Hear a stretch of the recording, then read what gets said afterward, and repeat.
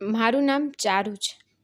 આવું કેમ થાય છે કે માતા પિતા તેમના બાળકોને ખૂબ પ્રેમ કરે છે, તેમની સંભાળ રાખે છે, તેમની ખુશીની સંભાળ રાખે છે, પરંતુ જ્યારે તેમના પર કોઈ એવો સમય આવે છે જ્યારે તેમના બાળકોએ તેમની સંભાળ લેવી જોઈએ, તો પછી તેઓ તેમના માતા પિતાને પોતાનાથી દૂર કેમ કરે છે? જેમ બાળકને તેના માતા પિતાની જરૂર છે, એ જ રીતે વૃદ્ધાવસ્થા દરમિયાન માતા પિતાની સ્થિતિ એવી છે કે તેમને તેમના બાળકોની જરૂર હોય છે. મારા પિતા ખૂબ સારા વ્યક્તિ હતા. સખ્ત મહેનત કરી તેઓએ અમને બંને બહેન ભાઈને ભણાવ્યા, અમારા લગ્ન કર્યા. મારા ગયા વર્ષ થયા હતા અને ભાઈના લગ્નને ફક્ત 1.5 વર્ષ થયું. અમે હસી ખુશી રહેતા. ભાઈના લગ્ન પછી જ પપ્પાને અચાનક હાર્ટ એટેક આવ્યો અને તેનું મોત થયું. મમ્મીનું પિતા વિના રહેવું થોડું મુશ્કેલ હતું, કારણ કે જ્યારે કોઈનો સાથી સાથ છોડે છે ને, ત્યારે વ્યક્તિ માટે એકલા જીવન જીવવાનું થોડું મુશ્કેલ બને છે. પણ મારો ભાઈ આવો નહોતો. ભાઈ માની ખૂબ કાળજી લેતો, અને ભાભી પણ કેટલીક ક્ષણો એવી હોય છે જે વર્ષો પર ભારી પડી જાય છે. આ વર્ષમાં મેં ઘણું શીખ્યું કે ઘણું સહન કર્યું, અને કેટલાક એવા ચહેરાઓ જોયા જે ક્યારેય વિચાર્યા નહોતા. પિતાના મૃત્યુ પછી ઘર ખૂબ જ શૂન્ય બની ગયું હતું. પપ્પાની ગેરહાજરીમાં મારા પર લગ્ન થયા હતા, પરંતુ ભાઈએ પિતાબંની માથા પર હાથ રાખ્યો હતો. મારા પિતાએ મારા લગ્ન માટે એટલા પૈસા છોડી ગયા હતા કે ભાઈને મારા લગ્નમાં કોઈ મુશ્કેલી આવી નહીં. મારી ભાભી પણ ખૂબ સારી હતી. લગ્ન પછી જ્યારે હું મારા માના ઘરે જતી, ત્યારે ભાભી મને ખૂબ સારી રીતે આવકાર આપતી હતી. તે મને તેની નાની બહેન માનતી.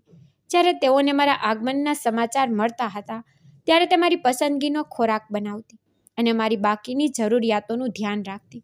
તે બધું ખૂબ સારી રીતે સંભાળી રહી હતી. લગ્ન પહેલાં હું તેમની સાથે વધુ સમય પસાર કરી શકી ન હતી, પરંતુ મેં તેની સાથે વિતાવેલા બધા સમય તે ખૂબ જ સારી હતી. ભાભી મારી માની પણ સંભાળ લેતી હતી. મારી મા એક એવી સ્ત્રી હતી જેને અમને બંને ભાઈ બહેનને સારા સંસ્કારો આપવા માટે ક્યારેય કોઈ કસર છોડી નહોતી. લોકોને મદદ કરવાનું શીખવ્યું હતું, સત્યના માર્ગ પર ચાલવાનું શીખવ્યું હતું, વડીલોનો આદર કરવાનું અને નાના બાળકોને પ્રેમ કરવાનું શીખવ્યું હતું. પણ તે પિતાના મૃત્યુ પછી એકદમ તૂટી ગઈ હતી, પરંતુ તે અમારી સામે ક્યારેય નબળી પડી નહોતી. મારી મા ખૂબ સરસ કપડાં સીવતી હતી. તે ખૂબ પ્રતિભાશાળી હતી. હવે તે વૃદ્ધાવસ્થામાં સમય પસાર કરવા, મોટે ભાગે સીવવામાં અને ઘરના કામમાં લાગેલી હતી. તે ભાભીને પણ સારા ડિઝાઇન કરેલા કપડાં સીવી આપતી હતી. તેનું દૈનિક રૂટીન: સવારે જાગવું, ભાઈ ભાભી માટે નાસ્તો બનાવવો અને સ્નાન પછી તેના સીવણ મશીન પર બેસી જવું, અને પછી બાકીનું ઘર ભાભી જોતા. સીવણ કર્યા પછી જે પૈસા આવતા તે ભાઈના હાથ પર મૂકતી, જેથી ભાઈને ઘરના ખર્ચમાં થોડો ટેકો મળી શકે. મમ્મી હંમેશા કહેતી કે પુત્ર હોય કે પુત્રી મારી માટે સમાન છે. તમે બંને મારા માટે સમાન છો.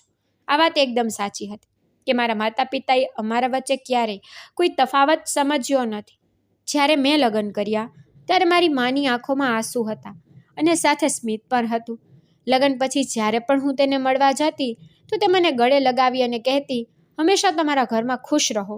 પુત્રી ફૂલો જેવી હોય છે અને સુગંધ બની ઉડી જાય છે. જ્યારે પણ હું મારી માના ઘરે જતી, તેના ખોળામાં માથું રાખી સૂતી અને કલાકો સુધી તેમની સાથે વાત કરતી. લગ્ન કર્યા પછી ભાઈએ તેના માટે એક અલગ ઓરડો બનાવ્યો હતો અને તેમાં તે ભાભી સાથે રહેતા હતા. તે સમયે મારા લગ્ન નહોતા. ત્યાં સુધી ભાભીનું વર્તન મા સાથે ખૂબ સારું હતું, અને મારા લગ્નના થોડા દિવસો પછી તેનું વર્તન મા સાથે સારું હતું. તે માને સમયસર દવાઓ આપતી, તેમની સંભાળ લેતી, તેની પસંદગીનો ખોરાક બનાવતી અને તેની ખુશીથી બધું કરતી હતી. મને લાગ્યું કે મારી માની વૃદ્ધાવસ્થા શાંતિથી પસાર થઈ જશે. જ્યારે પણ હું મારા ઘરે જતી, ત્યારે ભાભી કહેતી, ચારુ, તમે જરા પણ ચિંતા ન કરો. હું માની ખૂબ કાળજી રાખું છું. તમે ફક્ત તમારા ઘરે ખુશ રહો. હું ભાભી પર વિશ્વાસ રાખતી રહી. મારો વિશ્વાસ પર મજબૂત હતો, કારણ કે મા પણ તેના ખૂબ વખાણ કરતી કે નીલમ મારી ખૂબ કાળજી લે છે, તે મારી ખૂબ સેવા કરે છે.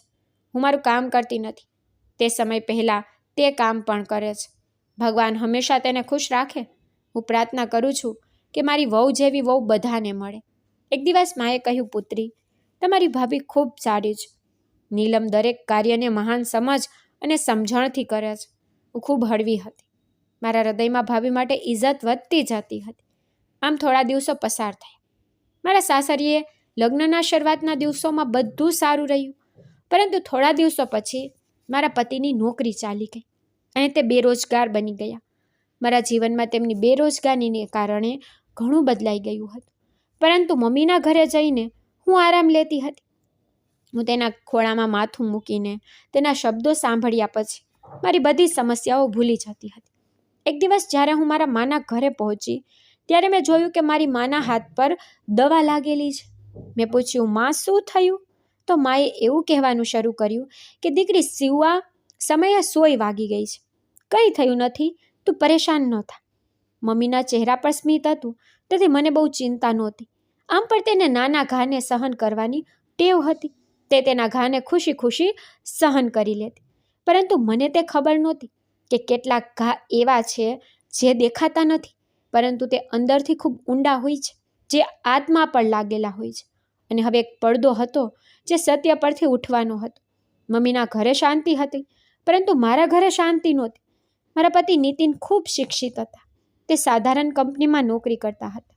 શરૂઆતમાં બધું બરાબર ચાલી રહ્યું હતું. તેમની કંપનીમાં ખૂબ ઉત્સાહથી તે કામ કરતા. ત્યાં પર તે સારી પોસ્ટ પર હતા. પગાર એટલો મળતો કે અમે જીવતા.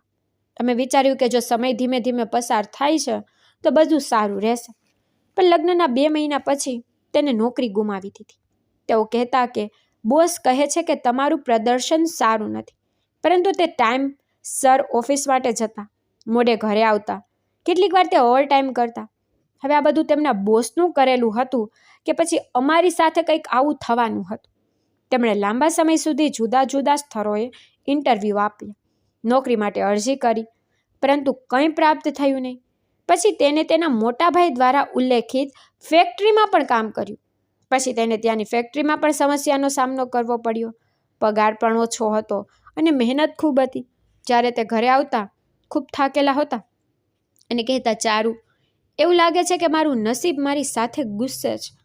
પણ મેં હંમેશા તેને પ્રોત્સાહન આપ્યું કે તમે ક્યારેય કોઈને ખરાબ નથી કહ્યું, કોઈની સાથે ક્યારેય ખરાબ નથી કર્યું. બસ અમારો સમય ખરાબ છે અને તે ધીમે ધીમે પસાર થઈ જશે. ઉપરવાળો એક દિવસ બધું ઠીક કરશે. મારા આ શબ્દોમાં મારા પતિને આરામ મળતો હતો, પરંતુ અમારા રસોડાનો ચૂલો સળગતો નહોતો. જ્યારે મારા પતિ કામ પર ન જતા ત્યારે હું ઘરે સિલાઈ કરતી, જેનાથી થોડા પૈસા મળી જતા. મારી મમ્મીને જોઈને હું સીવવાનું શીખી હતી અને મારી માની જેમ સંપૂર્ણ સીવવાનું જાણતી હતી. મમ્મી પણ મને ક્યારેક પૈસા આપતી હતી. તેને મારી મુશ્કેલીનો ખ્યાલ હતો, પરંતુ હું વારંવાર તેની પાસે પૈસા માંગી શકતી નહોતી. હું તેની સામે શરમજનક બનવા માંગતી નહોતી. શરૂઆતમાં મારી સાસુ એકદમ મૌન રહી. તેને પણ લાગ્યું કે કદાચ થોડા દિવસોની વાત છે, પાછળથી બધું ઠીક થઈ જશે. પરંતુ મહિનાઓ પસાર થતાં તેમનું વર્તન બદલાવાનું શરૂ થયું. એક દિવસ રાત્રિ ભોજન ખાવા સમયે મારી સાસુએ કહ્યું કે ચારુ, અમારા દીકરાએ સારી રીતે અભ્યાસ કર્યો છે, પરંતુ અક્કલ શીખ્યો નથી. જોવો, અમે તમને બંનેને ક્યાં સુધી પાડીશું? મેં વાતને ટાળવાનો સખ્ત પ્રયાસ કર્યો, પરંતુ મારા પતિ આ બધું સાંભળ્યું હતું. તે મૌન થઈ ગયા. હું જાણતી હતી કે તે પરિવારના વર્તનને કારણે ક્યાંક તૂટી ગયા છે. બીજા દિવસે મારી સાસુએ સ્પષ્ટ શબ્દોમાં કહ્યું કે ચારુ, અમે તમારો ખર્ચો ઉપાડી શકતા નથી. ઘરમાં હજુ વહુ અને દીકરાઓ છે. જો અમે તમને મફતમાં ખવડાવતા રહીશું તો પછી તેમની જીભ પણ એક દિવસ ખુલી જશે. તેથી સારું છે કે તમે બંને તમારી એક અલગ વ્યવસ્થા કરો. આ સાંભળીને મને ખૂબ દુઃખ થયું. 1 મિનિટ માટે હું મારા સાસુને શું કહેવું તે સમજી શકી નહીં. મારા પતિએ પણ તેની આંખો નમાવી દીધી અને હું આવીને ઓરડામાં મૌન બેઠી. 1 અઠવાડિયા પછી અમે અમારો સામાન ભરી લીધો. કેટલાક કપડાં, વાસણો અને પલંગ. મારા પતિએ અમારા માટે એક નાનો ઓરડો ભાડે લીધો હતો. બીજા મારે જૂનો ફ્લેટ હતો. જ્યારે અમે અંદર દાખલ થયા ત્યાં ખૂબ જ હળવો પ્રકાશ હતો. આખો ફ્લેટ તિરાડથી ભરેલો હતો. મેં મારા પતિને કહ્યું કે અમારા બંનેને જીવવા માટે કોઈ સમસ્યા નથી. આ ઘણું છે. અમે અમારો સામાન ત્યાં સેટ કર્યો અને રહેવાનું શરૂ કર્યું. બીજા દિવસે મેં વિસ્તારના લોકો પાસેથી તેમના કપડાં સીવવાનું શરૂ કર્યું. આખો દિવસ હું મશીન પર બેઠી કપડાં સીવતી. મારા પતિ તો મોટે ભાગે ઘરની બહાર રહેતા હતા. તે ક્યાંક ને ક્યાંક નોકરીની શોધમાં ફરતા રહેતા. એક દિવસ તે ખૂબ થાકેલા મકાનમાં પ્રવેશ્યો. તે બેઠા અને કહેવાનું શરૂ કર્યું, આજે ફરીથી હું ઇન્ટરવ્યૂ માટે ગયો, પણ વધુ પ્રતિભાશાળી લોકો ત્યાં હાજર હતા. મેં તેને કહ્યું કે કોઈ સમસ્યા નથી, તમે ઇન્ટરવ્યૂ આપ્યો છે, કદાચ તમને કોલ આવે, એક દિવસ તમને ચોક્કસ નોકરી મળશે. પણ એક દિવસ અમારા જીવનમાં એવો પણ આવ્યો કે ખાવા માટે કંઈ નહોતું.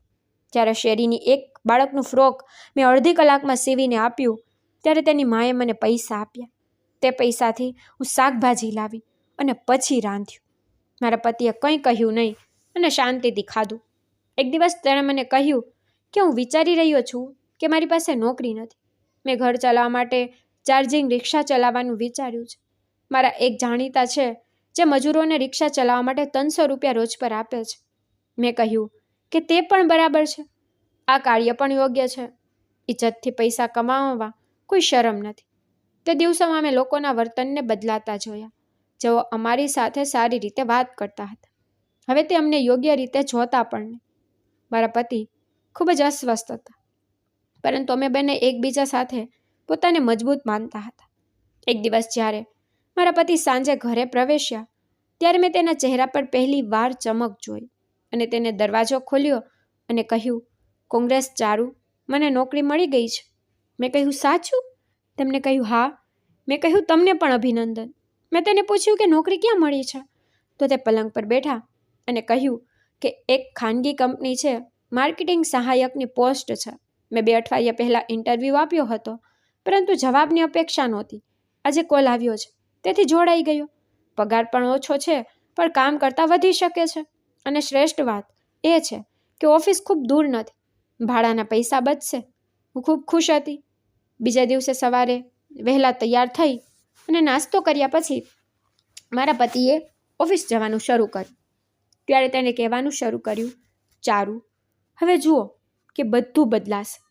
તેના ગયા પછી મેં ઘરનું કામ કર્યું અને મમ્મીના ઘર તરફ જવાનું શરૂ કર્યું. રસ્તામાં મેં એક મીઠાઈનું બોક્સ પણ ખરીદ્યું હતું. વિચાર્યું, હું પહેલાં ઘરે જઈશ અને મારી માને આ સમાચાર સંભળાવીશ. તેને મારા માટે ઘણી પ્રાર્થના કરી હતી. રસ્તામાં મેં મીઠાઈઓ ખરીદી, રિક્ષામાં ઘરે બેઠી. હું ખૂબ ખુશ હતી. જ્યારે મેં દરવાજો ખટખટાવ્યો, ત્યારે ભાભીએ દરવાજો ખોલ્યો, પણ ભાભી મને જોઈને ચોંકી ગયા. પછી ઠીકઠાક શબ્દોમાં કહ્યું, તમે? મેં કહ્યું, હું આજે સારા સમાચાર સંભળાવવા આવી છું. નીતિનને નોકરી મળી ગઈ છે, તેથી ઘરે આવીને મારી માને કહેવાનું વિચાર્યું. આખરે તેણે ખૂબ પ્રાર્થના કરી છે. તેણે થોડુંક દરવાજો ખોલ્યો અને કહ્યું કે અંદર આવો, મમ્મી અંદર છે. હું અંદર ગઈ તો અંદર એક વિચિત્ર મૌન હતું. દિવાલો પર એક વિચિત્ર મૌન હતું. મા તેના પલંગ પર બેઠી હતી. મારા પગનો અવાજ સાંભળીને ઉઠી ગઈ અને પછી તેના ચહેરા પર તેજ સ્મિત હતું, જે હંમેશા મને પ્રોત્સાહન આપે છે. તેને મને ગળે લગાવી અને કહ્યું કે ચારુ, મારી દીકરી આવી છે. મેં તેને મીઠાઈ ખવડાવી અને તેમને કહ્યું કે નીતિનને નોકરી લાગી ગઈ છે અને પગાર પણ બરાબર છે. મમ્મીની આંખોમાં આંસુ હતા. તેને કહ્યું, હા પુત્રી, આ ખૂબ સારી વાત છે. મારી પ્રાર્થના રંગ લાવી. પછી મમ્મીએ કહ્યું કે હવે બધું બરાબર થઈ જશે. હજુ મા અને હું વાત કરી રહ્યા હતા તો ભાભી ત્યાંથી ચૂપચાપ આવતી અને જતી, પરંતુ તેની હાજરીમાં કંઈક વિચિત્ર લાગ્યું. મમ્મી પણ મને કંઈક કહેવા માંગતી હતી, પરંતુ કદાચ ભાભીની હાજરીએ તેને અટકાવી હતી. મને જાતે સમજાયું કે ભાભીની આંખો ફરીથી કંઈક બીજું કહી રહી છે. મેં મારી માના આશીર્વાદ લીધા અને ઘરે આવવાનું શરૂ કર્યું. જ્યારે મેં પાછળ જોયું ત્યારે માની નજર મારી આંખો પર હતી. તેની આંખોમાં ચમક હતી. તે કદાચ સુખ અથવા દરેક માં તેના બાળકો માટે વિચારે છે. હું દરવાજાની બહાર નીકળી ગઈ, પરંતુ હૃદયમાં એક વિચિત્ર અગવડતા હતી. ભાભી મૌન હતી. રાતે હું મારા ઘરે આવી અને રસોઈ કરી. રાતે મારા પતિ ઘરે આવ્યા તો હું તેની પાસે આવી અને બધું જ કહ્યું હતું કે હું મારી માતાના ઘરે ગઈ હતી. છેવટે આ બધું તેની પ્રાર્થનાને કારણે થયું છે. તેમને મને સાંભળી અને તે પણ ખુશ હતા. હવે મારા જીવનમાં થોડી હળવાશ થઈ. થોડા દિવસો પછી હું બજારમાં ગઈ. જ્યારે મેં એક શાલ જોઈ જે ખૂબ જ સુંદર લાગી. વિચાર્યું કે હું મારી મા માટે ખરીદી કરું છું. તેને ખરીદતા વિચાર્યું કે નીતિનને આવવા માટે ઘણો સમય છે, તો હું ઘરે જાઉં છું અને તેને સરપ્રાઈઝ આપું છું. જ્યારે હું રિક્ષાથી નીચે ઉતરી અને શેરીમાં પ્રવેશી ત્યારે એક વિચિત્ર મૌન હતું. ઘરનો દરવાજો ખુલ્લો હતો. જેવી હું અંદર ગઈ તો મેં એક મજબૂત ચીસ સાંભળી. માં ચીસો પાડતી હતી, નીલમ છોડો, વહુ તું અમારી સાથે શું કરે છે? હું પીડામાં છું, આ મારી માનો અવાજ હતો. હું દોડતી ઓરડાની અંદર ગઈ ત્યારે એવું દ્રશ્ય જોયું જે જોઈ મારો જીવ નીકળી ગયો. ભાભી બંને હાથથી માના વાળ પકડી રહી હતી. મમ્મી જમીન પર બેઠી હતી અને કડકાઈથી રડતી હતી. હાથ છોડી ને તેમને કહેતી હતી કે મને છોડી દે બેટા, મેં તારું શું બગાડ્યું છે? મેં ઝડપથી ભાભીને ધક્કો માર્યો તો તે દિવાલથી ભટકાઈ ગઈ અને હું મારી માની નજીક બેઠી અને ભાભીને કહ્યું, ભાભી તમને શરમ નથી આવતી? મા સાથે આ બધું કરતી વખતે તમે આ કેમ કરી રહ્યા હતા? પણ મમ્મી મને જોઈને જાણે કે તેને શરમ આવે છે કે તેની પુત્રીએ તેને આવી સ્થિતિમાં જોઈ. મેં કહ્યું, તમે આવું કેમ કરો છો? ત્યારે દિવાલ પર લાગેલી ભાભી બોલી, હા, મેં તમારી મા પર હાથ ઉપાડ્યો, તેના વાળ પકડ્યા. કેમ? કારણ કે હું આ સ્ત્રીની સંભાળ રાખું છું, તેમની સેવા કરું છું અને તેના બધા પૈસા તને આપે છે. અરે આખા મહિને તમારી મા તમને બધા પૈસા આપી દે છે. પહેલાં તમારી મા સીવણની રકમ કમાતી તે અમને આપતી, પરંતુ હવે જ્યારે તમારા પતિની નોકરી ચાલી ગઈ ત્યારે તે તેમના બધા પૈસા તમને આપે છે. હું અને મારા પતિ તમારી માની કેટલી સેવા કરી છે, તેઓ અમારી સેવા જોતા નથી. મેં કહ્યું, ભાભી આવું કંઈ નથી, મા તમારી ખૂબ પ્રશંસા કરે છે. તે હંમેશા તમને તેની પુત્રી માનતા હતા, પણ હવે હું સમજી છું કે તમે ફક્ત પૈસા માટે મારી માની સેવા કરતા હતા. મમ્મીએ તમને પૈસા આપવાનું બંધ કર્યું તો તમે તેમની સાથે આવું વર્તન શરૂ કર્યું. તો ભાભી કહેવા લાગી, આ દુનિયામાં દરેક વ્યક્તિનો કોઈ અર્થથી કોઈની સાથે સંબંધ હોય છે. તમારી વૃદ્ધ માં કોઈ પણ રીતે અમને ખૂબ પરેશાન કરે છે. મેં હવે આ સ્ત્રીને ઘણી સહન કરી છે, હું હવે તે કરીશ નહીં. મેં ભાભીને કહ્યું કે તો તમને વાંધો છે કે એક માં તેની પુત્રીની મદદ કરી રહી છે? જ્યારે મેં મારી મા તરફ જોયું ત્યારે તે હજી પણ મૂંઝવણ સાથે બેઠી હતી. તો ભાભીએ કહેવાનું શરૂ કર્યું, દિલ કરે છે કે આ મહિલાને ક્યાંક મૂકી આવું. હવે હું તેને ઘરમાં બિલકુલ સહન કરી શકતી નથી. ભાભીની વાત સાંભળીને મને ખૂબ ગુસ્સો આવ્યો હતો. મેં મારી માને ખંભાથી પકડી ને કહ્યું કે અહીંથી ચાલો, તમે અહીં એક દિવસ પણ નહીં રોકાવ. આવા સમયમાં ભાઈએ અંદર પગ મૂક્યો અને તેના ચહેરા પર ગુસ્સો સ્પષ્ટ દેખાતો હતો. મેં કહ્યું, ભાઈ ઓછામાં ઓછું મારી પાસે આવને એકવાર મને સાંભળવાનો પ્રયત્ન કર. તો તેને મને હાથના ઈશારાથી મૌન કરી દીધી અને કહેવા લાગ્યો, જો માં તમારા માટે ચિંતિત છે અને તમે માતા વિશે ચિંતિત છો, જો તમે બંને એકબીજા સાથે રહેવા માંગતા હો તો પછી તમે માને તમારી સાથે કેમ લઈ જતા નથી? મેં કહ્યું, ભાઈ ફક્ત તમે મને એક વખત સાંભળો. તમારી પત્નીએ મા પર હાથ ઉપાડ્યો, તમારે ન્યાય વિશે વાત કરવી જોઈએ. હું તેની પુત્રી છું, જો તે મને સમજી રહી છે તો તેમાં ખરાબ વાત શું છે? તો ભાઈએ સખ્ત શબ્દોમાં કહ્યું કે તને અમારા ઘરની શાંતિ બગાડવાનો કોઈ અધિકાર નથી. મેં મમ્મી તરફ જોયું, જ્યારે તેની આંખો આંસુઓથી ભીંજાયેલી હતી. તે કંઈક કહેવા માંગતી હતી, પરંતુ બોલવાની હિંમત કરી શકી નહીં. હું ભાઈની નજરમાં કોઈ દયા જોઈ શકી નહીં. તેથી મેં મારી માનો હાથ પકડ્યો અને તેને કહ્યું કે માં, હવે હું તમને આ લોકો સાથે છોડી શકીશ નહીં. જ્યારે અમે બહાર આવ્યા ત્યારે ભાઈએ એક વખત પણ અમારી સામે જોયું નહીં. જ્યારે અમે બહાર આવ્યા ત્યારે માએ રડવાનું શરૂ કર્યું અને કહ્યું કે જો તમારા પિતા આજે જીવતા હોત તો મારે આ દિવસો જોવો ન પડ્યો હોત. મારી સાથે સીધા જ મારા ભાડેના ફ્લેટમાં આવી હતી. મારું હૃદય વિચારતું હતું કે મારી માતાએ આ ઉંમરમાં આ બધું કેવી રીતે સહન કર્યું હશે. મેં તેની બેગ ખોલી જે તે મારી સાથે લાવી હતી. તેની પાસે કેટલાક જૂના કપડાં હતા. મારી મા મોટે ભાગે આ બેગમાં તેના કપડાં મૂકતી હતી, તેથી ઘર છોડતી વખતે તેને તેની આ બેગ જરૂરથી ઉપાડી લીધી હતી, કારણ કે તે જાણતી હતી કે હવે તેની આ ઘરમાં કોઈ જગ્યા નથી. નીતિન પણ સાંજે ઘરે આવ્યા. તેને દરવાજો ખોલ્યો. તે ચોંકી ગયા કે માજી? મેં કહ્યું કે હા, તે અહીં કાયમ માટે આવી છે. ભાઈએ માને ઘરમાંથી કાઢી મૂકી. નીતિન અંદર આવ્યા અને માને જોઈને સામે બેઠા. તેની આંખો ઝૂકેલી હતી, જેમ કે શર્મિંદા છે. તેને કહ્યું, તમે આ નિર્ણય ક્યારે લીધો? મેં સરળ શબ્દોમાં કહ્યું કે મેં કોઈ નિર્ણય લીધો નથી. ભાઈએ મારી માને ઘરની બહાર કાઢી મૂકી. પણ નીતિને કહ્યું નહીં ને રૂમમાં ગયા. મમ્મીએ નરમાશથી કહ્યું કે દીકરી, મને લાગે છે કે નીતિનને મુશ્કેલી આવી રહી છે મારા કારણે. મેં કહ્યું, માં આવી કોઈ વાત નથી. ફક્ત ઓફિસથી થાકેલા આવ્યા છે, તેથી તેઓ પરેશાન લાગે છે.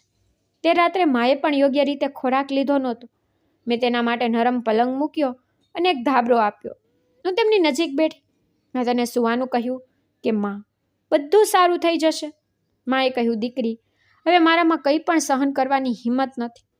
મેં કહ્યું, આ ઘર તમારું છે, અહીં તમને કોઈ સમસ્યા રહેશે નહીં. પણ હું જાણતી હતી કે બીજા દિવસે બધું બદલાશે, પરંતુ હું તૈયાર હતી, કારણ કે મારી સાથે માં હતી. સવારના સમયે મેં નાસ્તો તૈયાર કર્યો. મમ્મી હજી સૂઈ રહી હતી. નીતિન પર મોડી રાત્રે આવવાથી સૂતા હતા, તેથી મેં તેને જગાડ્યા. પરંતુ મારા હૃદયમાં થોડી શંકા હતી કે ગઈકાલે બન્યું તેનું પરિણામ આજે આવશે. થોડા સમય પછી નીતિન રસોડાના દરવાજા પાસે આવ્યા અને અટકી ગયા. તેઓએ સીધો સવાલ કર્યો, તમારી માં અહીં કેટલો સમય રહેશે? મેં કહ્યું કે હંમેશા રહેશે, અમારા સિવાય તેનું છે પણ કોણ? તો તેણે ઠંડો શ્વાસ લીધો અને કહ્યું કે હું સમજી ગયો છું, પણ મને પણ સાંભળ, હજુ મને નોકરી મળી છે, ઉપરથી તમારી માની જવાબદારી. મેં કહ્યું, જીવનના મુશ્કેલ સમયમાં તેઓએ મને સહારો આપ્યો હોય તો હું તેમને એકલા કેવી રીતે છોડી શકું? તો તેને કહ્યું કે ચારુ, હું ના પાડતો નથી, પણ તમે મને પૂછ્યા વિના તેને અહીં કેમ લાવ્યા? મારી માં પહેલેથી જ વિચારે છે કે હું તમારા ઈશારા પર ચાલું છું. હવે જો તમારી માં અમારા ઘરે રહેશે તો માને વિશ્વાસ થઈ જશે કે ખરેખર હું તારા જ ઈશારા પર ચાલું છું. મેં ગંભીર થઈ કહ્યું કે હું તમારી માને સમજાવી શકું છું, પરંતુ તે જરૂરી છે કે લોકો શું કહેશે? તે જરૂરી છે કે અમે એક વૃદ્ધ મહિલાને છત ન આપીએ? તેને કહ્યું, ચારુ, હું હમણાં સક્ષમ નથી કે તમારી માનો ભાર સહન કરી શકું. મેં કહ્યું, છેવટે તમારે મારી મા માટે શું કરવું છે? તે 2 કરતાં ઓછી રોટલી ખાય છે અને તમે જાણતા નથી કે પહેલાં મારી માએ ઘણી સિલાઈ કરી પૈસા કમાયા છે. હવે તેની સ્થિતિ પહેલાં જેવી નથી. જો આપણે તેમની સારવાર કરીએ છીએ તો તેનું સ્વાસ્થ્ય સારું થાય છે, તો તે ફરીથી સીવવાનું શરૂ કરશે. પહેલાં તે તેના બધા પૈસા ભાઈ ભાભીને આપતી હતી અને પછી તમે બેરોજગાર ફરતા હોવાથી તે ઘરના ખર્ચ માટે મને પણ પૈસા આપતી હતી. જુઓ, જો તે આપણા માટે ઘણું વિચારે છે તો શું તેમના વિશે વિચારવાનો અમારો અધિકાર નથી? અને ભાભી તેને તે માટે ઘરની બહાર કાઢી કારણ કે તે અમારા માટે વિચારતી હતી, અમને તેની કમાણીના પૈસા આપતી હતી. ભાઈ ભાભીને પણ આ જ વસ્તુ વિશે ખરાબ લાગ્યું. નીતિને આંખો ચોરી કરી અને કહ્યું કે જે પણ છે, પણ તમારી માં તમારા ભાઈની જવાબદારી છે. તે તેનો પુત્ર છે, તેને તેની માને ઘરમાં રાખવી જોઈએ. આ તેની ફરજમાં આવે છે. મેં કહ્યું કે જો તમે મારી જગ્યાએ હોત તો શું તમે પણ તમારી માને દરે દરે ભટકવા દેત? તો તેણે ગુસ્સાથી કહ્યું કે તમે દરેક વસ્તુમાં ખૂબ ભાવનાશીલ થાવ છો. ફક્ત મારો મુદ્દો છે, મારા પર આ ઘરનો ખર્ચ ખૂબ વધારે છે. હું તમારી માની જવાબદારી લઈ શકતો નથી. મેં તેનો રસ્તો બંધ કરી દીધો અને કહ્યું કે તમે તેને અહીંથી કાઢવા માંગો છો, અને એમ કહીને કે આપણે તેમનો ભાર સહન કરી શકતા નથી. પરંતુ તેને કહેવાનું શરૂ કર્યું કે મારે શું જોઈએ છે તે કહી દીધું છે, તો હવે જાતે તું બુદ્ધિશાળી છો. આ કહેતા તે ત્યાંથી નીકળી ગયો. પરંતુ જ્યારે હું રસોડામાંથી બહાર નીકળી અને દરવાજે પહોંચી તો મારા પગ કંપવા લાગ્યા. મમ્મી દરવાજા પર ઊભી અમને બંનેને સાંભળતી હતી. હું મૌન થઈ ગઈ. તેનો ચહેરો પણ મૌન હતો, પરંતુ તેની આંખો સ્પષ્ટપણે કહેતી હતી કે તેને બધું સાંભળી લીધું છે. મેં કહ્યું, માં, તમે જાગી ગયા? હું તમારા માટે ચા બનાવું છું. તે ધીરે ધીરે હસી અને કહ્યું કે રહેવા દે ચારુ, બેટા, મને મન નથી. આ કહીને તેને આંખો નમ કરી અને ધીમી શબ્દોમાં કહેવાનું શરૂ કર્યું, ચારુ, હું હવે એક વાત કહું? મેં કહ્યું, કહો મમ્મી. તો તેને કહ્યું, ચારુ, મને વૃદ્ધાશ્રમ ન મોકલતી. મેં કહ્યું, મમ્મી, તમારા મગજમાં આ વિચાર પણ કેમ આવ્યો? તો તેને કહ્યું કે પુત્રી, કેટલીક વાર વ્યક્તિ બીજાને બોજ અનુભવવાનું શરૂ કરે છે તો પછી તેઓ તેમને આશ્રમની અંદર છોડી દે છે. મેં કહ્યું, માં, આ ઘર તારી દીકરીનું છે અને કોઈ તને અહીંથી દૂર કરી શકશે નહીં. માએ કહ્યું, જે પણ છે દીકરી, તારું ઘર નાનું છે અને નીતિનની નોકરી હજી શરૂ થઈ છે. તમારા ઘણા ખર્ચ છે, હું બધું સમજું છું, તેથી હું તમારા પર બોજ બનવા માંગતી નથી. મેં કહ્યું, માં, મારા માટે તમે ખૂબ મૂલ્યવાન છો. હું તમને ખૂબ પ્રેમ કરું છું. મમ્મીની આંખોમાં આંસુ હતા અને ઘણા પ્રશ્નો. જ્યારે નીતિન તે જ સાંજે ઘરે આવે છે, કદાચ તેઓએ પણ આખો દિવસ આ વિચાર્યું હતું. તેને દરવાજો ખોલતાની સાથે જ તેને મારી મા તરફ જોયું. પછી માને જોઈ. આ વખતે તેનું વર્તન તે નહોતું, તે થોડા નરમ હતા. અમે 3 લોકો સાથે ખાધું, પરંતુ જમ્યા પછી નીતિન રૂમમાં ગયા. તેના ગયા પછી માએ મારો હાથ પકડ્યો અને કહેવાનું શરૂ કર્યું કે જે પણ પગલું ભર વિચારીને ભર. બીજા દિવસે સવારે મેં મારી મા માટે નાસ્તો બનાવ્યો. તે મૌન હતી. પછી અચાનક તેણીએ એવું કહેવાનું શરૂ કર્યું કે પુત્રી, સંબંધ ફક્ત લોહીથી બની શકતો નથી, પ્રેમથી બને છે. અને જ્યારે વર્તન બદલાય છે ત્યારે સંબંધ મરી જાય છે. મેં તેના શબ્દો કાપી નાખ્યા અને કહ્યું, મમ્મી, નીતિનને સમય આપો, તે બદલાશે. કદાચ આવી પરિસ્થિતિના કારણે તે આવું વર્તન કરી રહ્યો છે. મમ્મીએ કહ્યું કે હું સમયની ચિંતા કરું છું અને હું ઈચ્છું છું કે તમે પણ સત્યનો સામનો કરો. જો નીતિન ફરીથી શક્તિ કરે છે તો હું મારી જાતે આ ઘર છોડી દઈશ. મેં કહ્યું, હું નીતિન સાથે વાત કરીશ, કારણ કે હું મારી માના ચહેરા પર વધુ ઉદાસી જોઈ શકતી નથી. જ્યારે નીતિન રાત્રે ઘરે આવ્યો ત્યારે મેં તેને કહ્યું કે જો તમે મારી માને આ ઘરમાંથી મોકલવા માંગતા હો તો હું પણ તેની સાથે જઈશ. તે થોડા સમય માટે મૌન રહ્યું. તેને કહ્યું, ચારુ, હું તને પ્રેમ કરું છું. મેં કહ્યું, જો તમે પ્રેમ કરો છો તો કદર પણ કરતા હોત. તેને કહ્યું, ચાલો ઠીક છે, હું તમને વિચારીને કહું છું. હું મૌન હતી અને મારી માના ચહેરા પર થાક જોઈ રહી હતી. જ્યારે તેણે મને જોઈ ત્યારે તેણે કહેવાનું શરૂ કર્યું કે વાત થઈ ગઈ. મેં કહ્યું, વાત નહીં, ફક્ત નિર્ણય લેવામાં આવશે. તે હસી પણ કંઈ બોલી નહીં. જ્યારે માં સવારે જાગી ગઈ ત્યારે તે એક બાજુ બેસીને કંઈક વિચારતી રહી. હું તેમની પાસે ગઈ, કહેવાનું શરૂ કર્યું, તમે શું વિચારી રહ્યા છો? તેણે કહ્યું, પુત્રી, હું વિચારું છું કે હું તમારી અને નીતિન વચ્ચે દિવાલ બનતી નથી ને. મેં કહ્યું, માં, તમે કેવી વાત કરો છો? હું દરેક મુશ્કેલી સહન કરીશ, પરંતુ તમને ક્યાંય જવા દઈશ નહીં. તેઓએ મારી તરફ જોયું અને કહેવાનું શરૂ કર્યું કે પુત્રી, તમે મારા માટે ઘણું કર્યું છે, પણ હવે મારો વારો છે. હું તમારા જીવન પર ભાર બનવા માંગતી નથી, તમારા લગ્ન જીવનને બગાડવા માંગતી નથી, પરંતુ હું મારી માના શબ્દો સામે કંઈ પણ કહી શકી નહીં. તેની આંખો હવે કોઈ નિર્ણયની રાહ જોતી નહોતી. તે મને જવાબ આપી ગઈ હતી કે બીજા દિવસે બપોરે મેં મમ્મીને ખોરાક આપ્યો અને તેની દવા આપી. જ્યારે તેણે મને તેની બેગ લાવવાનું કહ્યું ત્યારે મેં તેને બેગ લાવી આપી. તેને કંઈ કહ્યું નહીં, બસ એટલું કહેવાનું શરૂ કર્યું કે પુત્રી, મને મારી જગ્યા પર છોડી દે. અમે રિક્ષા કરી અને આખા રસ્તે અમે બંને મૌન રહ્યા. પછી રિક્ષા એક વૃદ્ધ આશ્રમ સામે ઊભી રહી. જ્યારે અમે અંદર પહોંચ્યા ત્યાં ઘણા બધા ઓરડાઓ હતા. ઘણા વૃદ્ધ લોકો અહીં અને ત્યાં બેઠા હતા. મારી મા તેમની તરફ ધ્યાનથી જોઈ રહી હતી. પછી એક મહિલા આવી અને કહ્યું, શું કામ છે? મેં અચકાતા કહ્યું કે હું મારી મા માટે છત શોધી રહી છું. શું તેમના માટે અહીં સ્થાન મળી શકે છે? તેમણે કહ્યું કે સારું, તમે બધી ફોર્માલિટી પૂર્ણ કરો અને તમારી માને અહીં છોડી દો. મેં મારી માનો હાથ પકડ્યો અને તેને કહ્યું કે માં, અહીં તમારા જેવી મહિલા છે.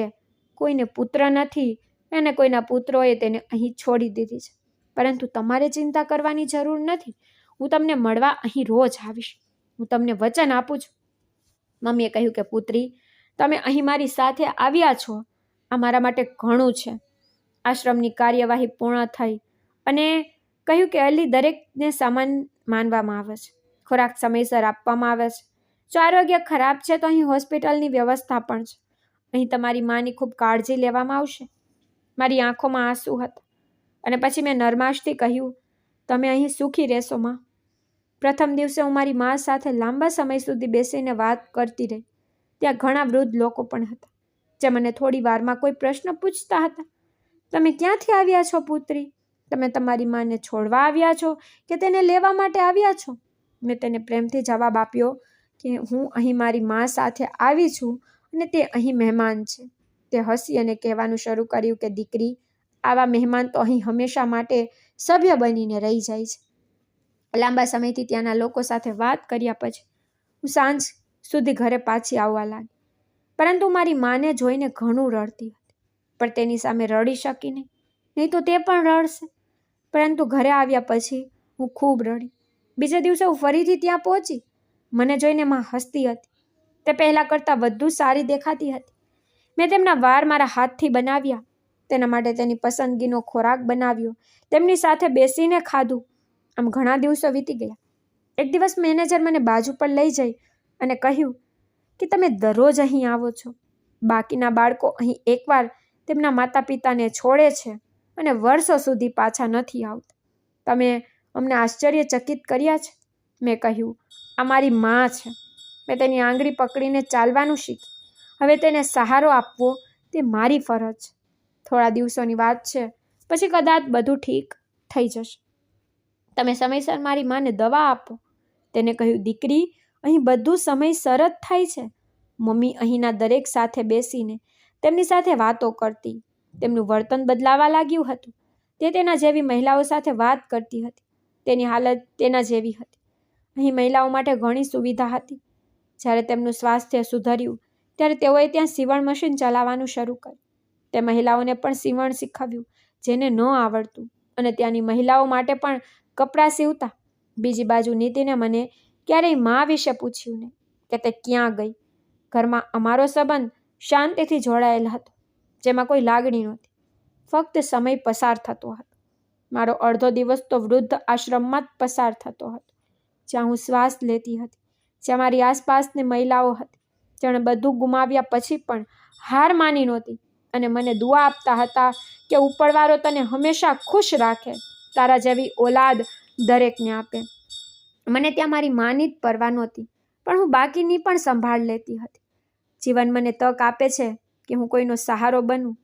વૃદ્ધાશ્રમ જતા મને ઘણા મહિનાઓ પસાર થઈ ગયા હતા. હું દરરોજ ત્યાં જતી હતી, કેટલીક વાર બપોરે, ક્યારેક સાંજે. પરંતુ હવે મારી માની તબિયત બગડવાનું શરૂ થયું હતું. તેના ચહેરાનો રંગ પર પાછલા દિવસોથી પીળો પડી ગયો હતો. તેને ખોરાક પણ ઓછો કર્યો હતો. તેના આશ્રમના ડૉક્ટર પાસે સારવાર ચાલી રહી હતી. એક દિવસ જ્યારે હું ત્યાં પહોંચી ત્યારે મમ્મી પલંગ પર પડેલી હતી. તેઓએ ધાબળો ઓઢ્યો હતો. આમ તો ઉનાળાનો મોસમ હતો. જ્યારે મેં તેના કપાળને સ્પર્શ કર્યો ત્યારે તે ગરમ હતું. તેને કહ્યું, દીકરી, મારી તબિયત સારી જ છે, બસ થોડો તાવ છે. તે આવતીકાલે બરાબર થઈ જશે. મેં મેનેજરને બોલાવી તેને મમ્મીની તપાસ કરી અને કહ્યું કે આવતીકાલે અમે હોસ્પિટલે તેને દાખલ કરાવી દેશું. આ બધું ઉંમરને કારણે થઈ રહ્યું છે. સાવધાની હવે જરૂરી છે.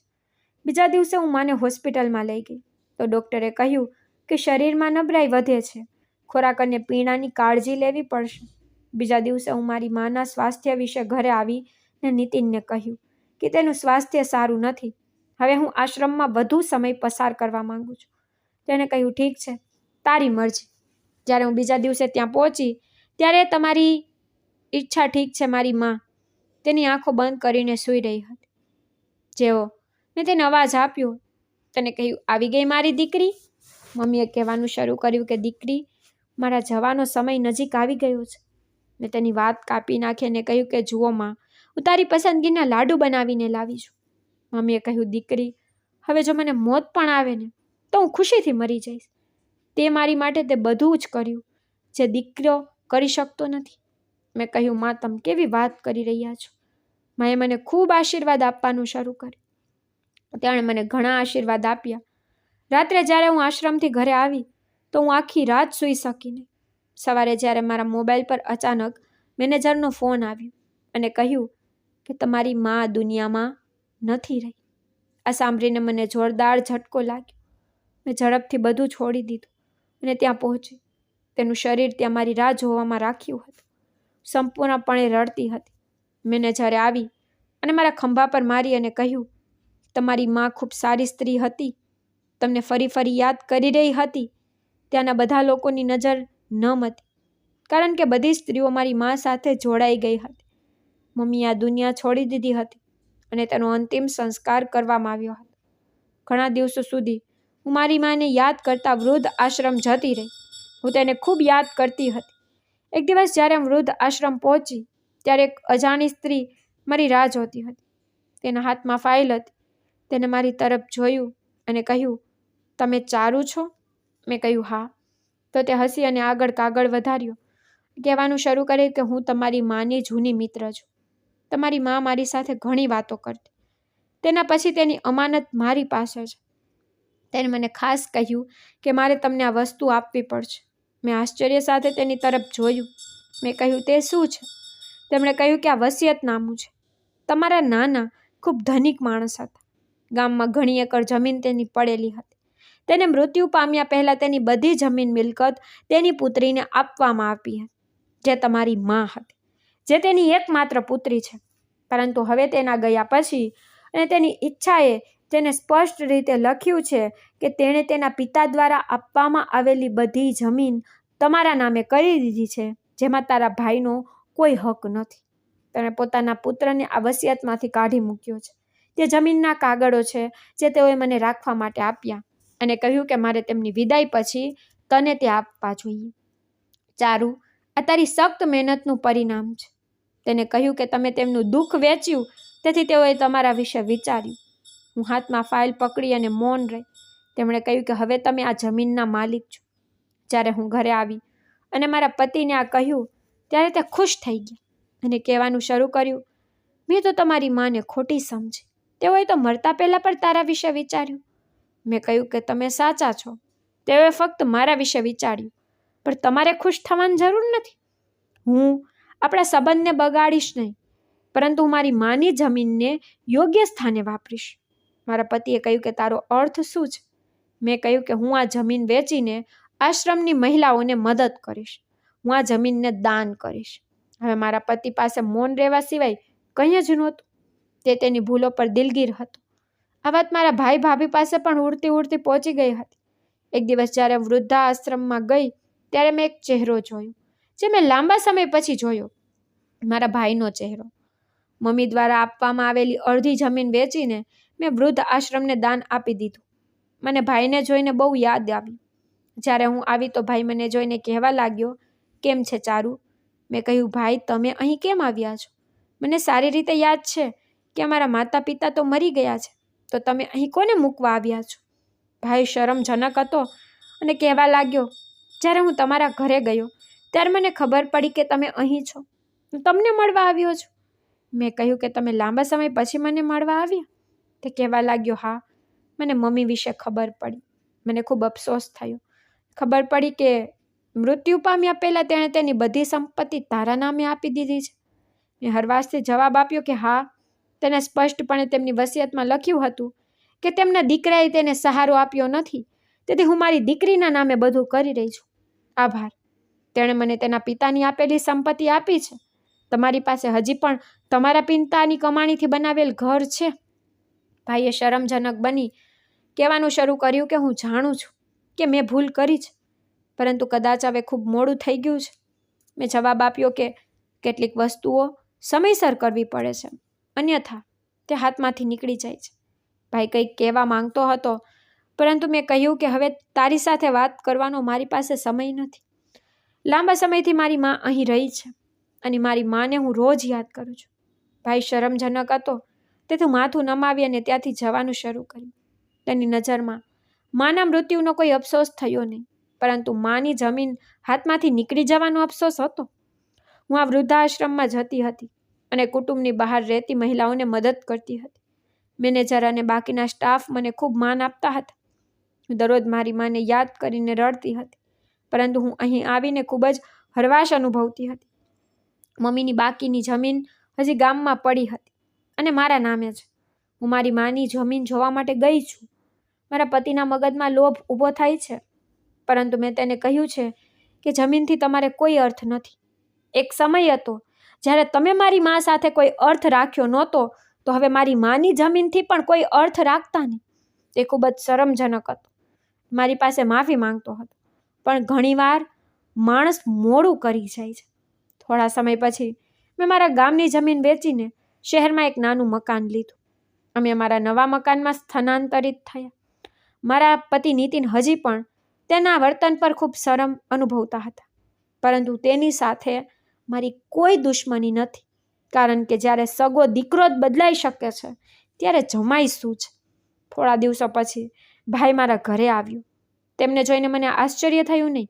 હું જાણતી હતી કે હવે તે તેની ભૂલો બદલ દિલગીર છે, તેથી તે તેની ભૂલને દબાવવા મારી સાથે સંબંધ રાખવા માંગતો હતો, પરંતુ તેમને જોઈને હું તેના કહેલા શબ્દોને યાદ કરી જાતી. એક દિવસ તેને કહેવાનું શરૂ કર્યું કે માના ગયા પછી હૃદય ખૂબ દુઃખી રહે છે. મેં બધું ગુમાવી દીધું છે. મેં તેની તરફ ઊંડી આંખોથી જોઈને કહ્યું, ભાઈ, જ્યારે મારી માને ઘરની બહાર કાઢી હતી ત્યારે તેના વિશે વિચાર્યું નહોતું કે એ વૃદ્ધ સ્ત્રીને બહાર કાઢે છે? મેં કહ્યું, ભાઈ, તમે માથી છુટકારો મેળવવા માંગતા હતા ને? ઉપરવાળાએ તેને કાયમ માટે દૂર કરી દીધી. તે માટે તમે આખી જિંદગી અફસોસ કરતા રહો. તેને તેની સજા મળી રહી હતી. બીજી બાજુ ભાભી, તેની પાસે બાળક નથી. હું પ્રાર્થના કરું છું કે ઉપરવાળો તેને 2 ઓલાદ રાખે, અને જો તેને બાળક જોઈએ છે તો પછી ભાભી મારી મા સાથે જે કર્યું ને એવા દિવસ માટે પણ તેઓએ પણ પોતાના માટે તૈયારી કરવી જોઈએ, કારણ કે એક દિવસ તે કોઈની મા બનશે ને કદાચ તેમનું ઠેકાણું પર આશ્રમ હશે. તો મિત્રો, જો વાર્તા ગમી હોય તો પછી વિડીયોને લાઈક કરો અને ચેનલને સબસ્ક્રાઈબ કરો અને કોમેન્ટમાં મને જરૂરથી કહેજો કે સ્ટોરી તમને કેવી લાગી. ધન્યવાદ.